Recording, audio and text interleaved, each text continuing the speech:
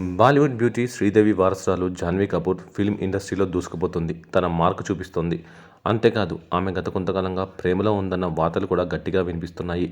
మహారాష్ట్ర మాజీ సీఎం సుశీల్ కుమార్ షిండే మనవడు శిఖర్ పహారియాతో పీకల్లోతు ప్రేమలో ఉందని చాలా కాలంగా ప్రచారం జరుగుతుంది. అంతేకాదు అతనితో కలిసి పార్టీలు, పబ్బులే కాకుండా డిఫరెంట్గా దైవ దర్శనాలు కూడా చేసుకుంటుంది.